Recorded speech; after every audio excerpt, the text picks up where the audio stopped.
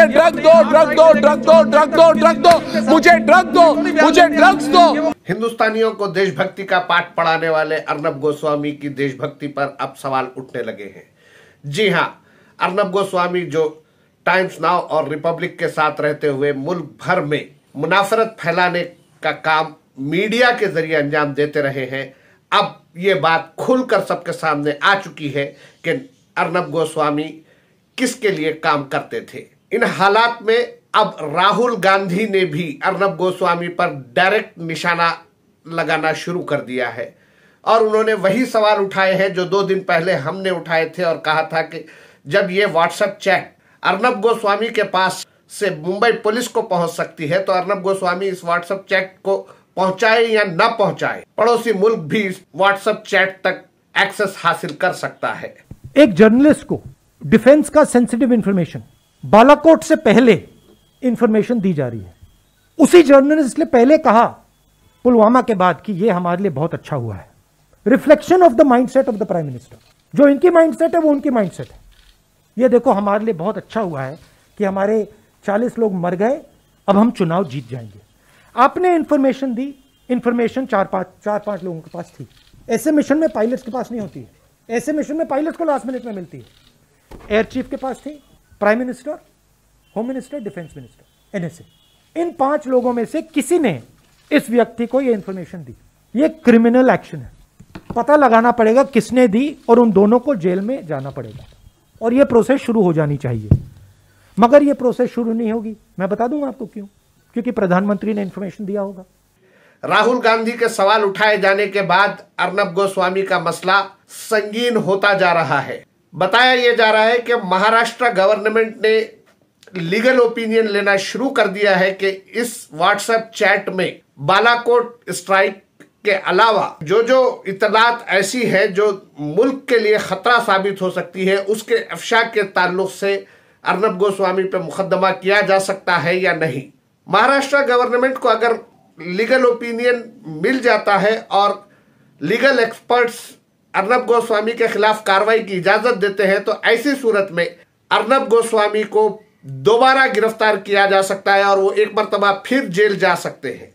लेकिन क्या उन्हें इस मर्तबा उनके सियासी सरपरस्त बचा पाएंगे?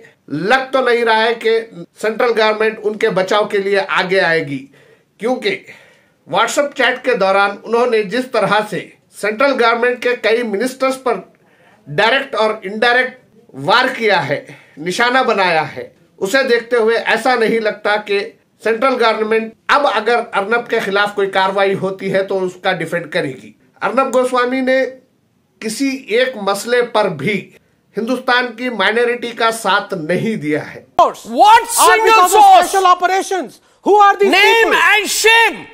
Exactly. No, I am unhappy. Single source. Single source, my foot. I'm unhappy. Media का उन्होंने जिस तरह से इस्तेमाल किया है उसका पूरा फायदा भारतीय जनता पार्टी को पहुंचाया है। चाहे सीए, एनआरसी, एनपीआर के का प्रोटेस्ट हो या फिर तबलीगी जमात का मसला हो या जाकिर नायक का इशू हो या फिर लव जिहाद का मसला हो या मॉब लिंचिंग के मसले हो या इस तरह के किसी भी मसले में आवाम की आवाज को दबाने के लिए अर्नब गोस्वामी ने अपनी आवाज को ऊंची रखने की कोशिश की थी और उसमें वो बड़ी हद तक कामयाब होते रहे थे। Me personally. And the reason is that they are uncomfortable. They are uncomfortable with our focus on the shameful acts of the Tablighi Jamaat Markaz. They are uncomfortable with the razor-sharp focus of this network on the activities of the Tablighi Jamaat Markaz. They do not like the way we question the members of these Markaz. And so to all of you tonight, I want to say that I do not care. And I shall share more. I shall share with you today that 1,445 of those infected today are directly because of the Tablighi Jamaat Markaz. कई सवाल है, अभी debate शुरू करूंगा Manoj Tiwari, we are opening up the debate. You see, today the lobby has been sent packing in its narrative on the Citizenship Amendment Act by the top court. The entire brigade of Rajiv Dhawan, Kapil Sibal, Prashant Bhushan went to court and failed. The top court said the case will be heard next year. Let the law take its course. My view is everybody has issues with CAB in different way. But let the matter be heard by the Supreme Court. You don't respect the Supreme Court. Right. You want the rioters of Jafrabad to be the Supreme Court of the country. Talk here. You want the goons. You want the goons in Jamia to be above the Supreme Court of the country. He says that licenses apply करके अपने पास स्वयं की सुरक्षा के लिए और इज्जत के लिए licenses के लिए apply करें और gun रखें. In other words, he's saying have a gun and use it. Now I want to ask. Mahmood is just talking like RSS. A mob, quote unquote, protesting against the lynching of Tabrez Ansari. No, a mob protesting against the lynching of Tabrez Ansari attacks a bus and pelts stones in Ranchi. Yeah. Okay. Would you keep quiet if those inside the bus, if those inside the bus, listen to me, you want a gun culture in India? No, so I'll ask you the question. Would you keep quiet if those inside the bus, the bus, pulled out the guns and shot at the mob and killed people in the mob, killed those people out there and said we have a license to do so? By today, on his last day as India's 12th Vice President, Hamid Ansari said that Indian Muslims are feeling insecure.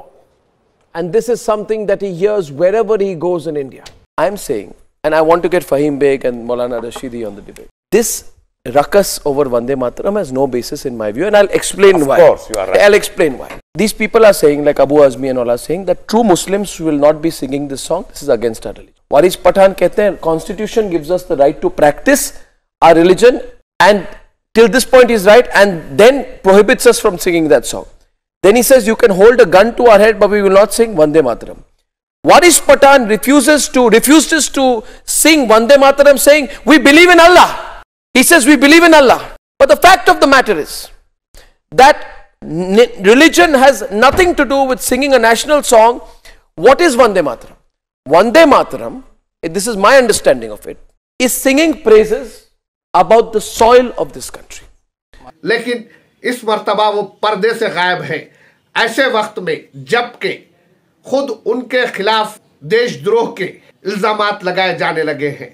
मुल्क से गद्दारी के इल्जामात का अर्नब गोस्वामी को सामना करना पड़ सकता है। मुल्क भर में अर्नब गोस्वामी के लिए जिन अल्फाज का इस्तेमाल किया जा रहा है वो हम आपके सामने उन अल्फाज का इस्तेमाल नहीं कर सकते, लेकिन अवाम की बरहमी, अवाम का गुस्सा और अर्नब गोस्वामी की हरकतों पर खुलकर राहुल गांधी के बोलने के बाद और एक मर्तबा फिर महाराष्ट्र गवर्नमेंट के एक्टिव होने के बाद यह कहा जाने लगा है कि अर्नब गोस्वामी की अब खैर नहीं है। रिपब्लिक टीवी सोर्सेस का यह कहना है कि अर्नब गोस्वामी को इस मर्तबा पीएमओ या होम मिनिस्टर की जानिब से बचाए जाने के चांसेस कम होने लगे हैं, क्योंकि पड़ोसी मुल्क पाकिस्तान के प्राइम मिनिस्टर ने भी अर्नब गोस्वामी और पार्थुदास गुप्ता के दरमियान हुई चैट को ट्विटर के जरिए पेश करते हुए मोदी गवर्नमेंट और अर्नब गोस्वामी जैसे जर्नलिस्टों के दरमियान नेक्सस को सामने लाने की बात कही है, जो कि यह साबित करता है कि अर्नब गोस्वामी का मसला अब सिर्फ हिंदुस्तान का मसला नहीं रहा, बल्कि अर्नब गोस्वामी ने पार्थुदास गुप्ता के साथ जो चैट की है, जो मुल्क को दलील किया है, वो सिर्फ हिंदुस्तान में नहीं बल्कि दुनिया भर में हिंदुस्तान को बदनाम करने में अर्नब गोस्वामी का बड़ा रोल है। और इस रोल को नजर में रखते हुए अर्नब गोस्वामी के खिलाफ कार्रवाई की जानी चाहिए। ऐसा लग रहा है कि सेंट्रल गवर्नमेंट जो बीजेपी की अब तक अर्नब गोस्वामी को प्रोटेक्ट करती आई है, वो अब अर्नब गोस्वामी को इंटरनेशनल लॉबी से, इंटरनेशनल लेवल पर बदनाम होने से बचने के लिए कोई सपोर्ट नहीं देगी और अर्नब गोस्वामी को लंबा अरसा जेल में गुजारना पड़ सकता है। महाराष्ट्र गवर्नमेंट अगर चाहे अर्नब गोस्वामी के खिलाफ न सिर्फ एनएसए और यूएपीए बल्कि मकोका के तहत भी कार्रवाई कर सकती है, जिसके तहत साध्वी प्रज्ञा सिंह ठाकुर को गिरफ्तार किया गया था।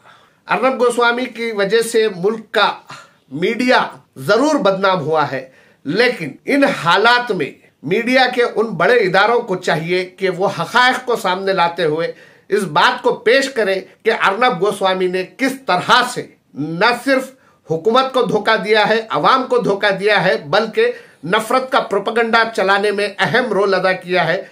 साथ ही साथ मुल्क से गद्दारी के मुर्तकिब हुए हैं। अर्नब गोस्वामी को सख्त से सख्त सजा दिलवाने में मीडिया अपना रोल प्ले कर सकता है, सोशल मीडिया अपना रोल प्ले कर सकता है और मुल्क का हर शहरी अपना किरदार अदा कर सकता है। इसके लिए हमको एक मुहिम चलाने की जरूरत है ताकि इस तरह के जर्नलिस्ट जो जर्नलिस्ट के लिबादे में आकर अवाम के दरमियान नफरत फैला रहे हैं, उनके चेहरों से नकाब उतार सके, उनको सजा दिलवाई जा सके। वो अगर माशरे में नफरत फैलाने का सिलसिला बंद करते हैं तो ऐसी सूरत में मुमकिन है हिंदुस्तान एक मर्तबा फिर सेकुलरिज्म का गहवारा बन सकता है। ये अर्नब गोस्वामी के खिलाफ कार्रवाई कोई मीडिया पर हमला नहीं होगा।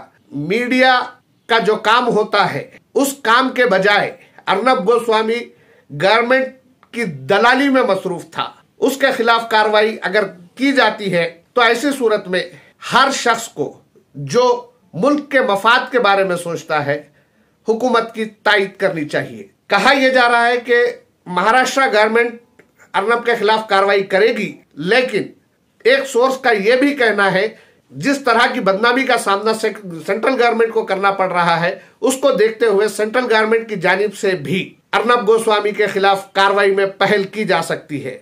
अगर सेंट्रल गवर्नमेंट की जानिब से अर्नब गोस्वामी के खिलाफ कार्रवाई में पहल की जाती है तो इसके लिए सेंट्रल गवर्नमेंट के पास सबसे अहम मुद्दा अगर कुछ है तो वो है दूरदर्शन को दिया गया धोखा।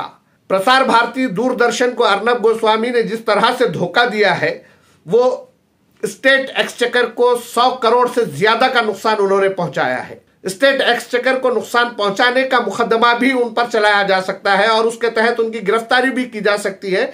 ना सिर्फ उनकी गिरफ्तारी और मुकदमा चलाया जा सकता है बल्कि फौरी असर के साथ रिपब्लिक टीवी पर मुकम्मल बैन लगाया जा सकता है।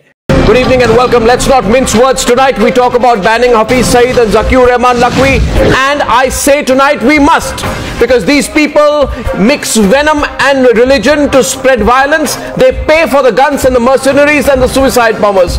But the problem with us in India is that we never look within. That we allow this character called Zakir Naik, who has created a TV empire of anti-Muslim hate, to become bigger and bigger and richer and richer. And now that it has been proved that he inspired the terrorist strike in Dhaka, we don't know where to look. Dear News Hour viewers, Zakir Naik operates from Mumbai and broadcasts his crazy sermons, and I'm saying it clearly, his crazy hate-filled sermons on a channel that broadcasts self-admittedly to 200 million people. He supports Osama bin Laden. He backs suicide bombing. He abuses all non-Muslim religions. He says the propagations of all religions other than Islam is essentially wrong. His words today inspire terrorist attacks all over the world.